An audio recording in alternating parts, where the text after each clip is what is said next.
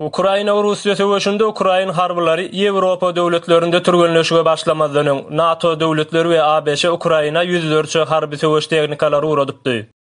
Bu ýardamlaryň Ukraina berilmeginiň aňyrsyndaky sebäp bolsa 1991-nji ýyldaky çekilen gola daýanyp bellenilen araçaklary galy bersede öz bitebi territorial eldegirmesizligine täzeden dolanmak üçin diýip görkezilýär. 1994-nji ýyldaky geçirilen Budapest memorandumuny Beýik Britaniýa, Russiýa we ABŞ tarapyndan Ukrainanyň serket bitebilliginiň we eldegirmesizliginiň Ukrainanyň ýader ýaraglarynyň ýerine güwä geçilendigini ýene bir tapar ýatlatmak gerek. Aýratyn hem Russiýa şol gol çekilişlikde Ukraina döwletine indiden beýlek ýader ýaraglaryň hiç ýyly gerek bolmazoklugyna güwä geçip, Ukraina resmiýlerini şol ýader ýaraglaryndan dyynmagyny inandyryp bilipdi.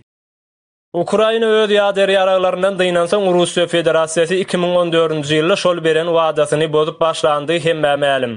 2022-nji ýylda bolsa ikilenç Ukrainanyň üstüne duýdansyz soguş etdi. Şol 1994-nji ýylda edilen ýalňyşlygyň netijesi 9 ýyldan bäri dowam edip duran Rus-Ukraina uruşunyň döremegine sebäp boldy.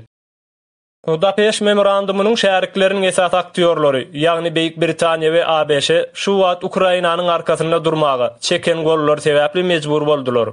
Şol sebäpli esasy aktýor döwletler we bu ýagdaýdan netije çykaran Germaniýa ýaly günbatar ýurtlary Ukraina hem harby hem insany kömekler edýärler. Munça basyşlara garamazdan Russiýa öz agresiýasyny dowam etdirýär. Şol agresiýalaryň biri hem Kakhovka hidroelektrik beketiniň partladylmagy. Haşary ýurt ekspertleriniň görrüňine seredilse, Russiýa tarapy buny ýöne ýer etmedi. Kakhovka beketiniň partladylmagy Ukraina harbalarynyň garşylykly hüjümine uly böwet bolar diýip şaklandy.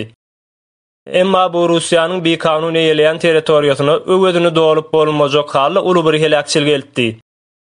Adolf Hitler'iň ýeňiljegine göz ýetirip, ýygyňda uly ýetgi we ýyrançylyk galdyryp gidişýäli Putin hem şol görelde eýerýär diýip, ekspertler praktikadaky netijeleri gaýtadan ortaklaýarlar.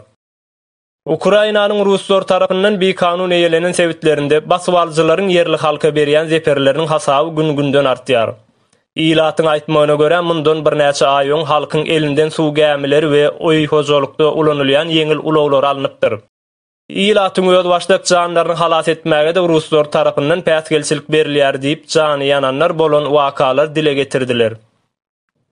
Ukraina goşuny garşylykly hüjümüň netijesinde gyska wagtyň içinde Donetsk sebitinde bir näçe ýerleşikler we obalary Ruslardan ýygyna gaýtaryp aldy.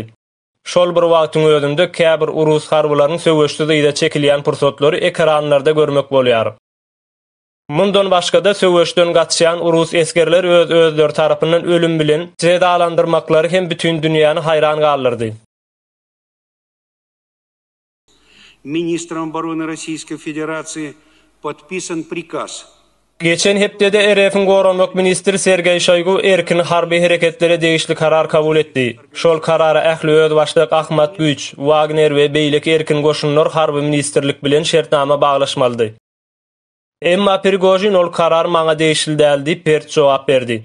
Üstesine de Prigojinin 2024-nji ýylda özüniň prezidentlik wezipä dalaşgar boljakdygyny we bu wezipe özüni münasip görýändigini Uruş institutu habar berýär. Bu bolsa Russiýada bir zatlaryň üýtgeýändigine işaret edýän bolup biler.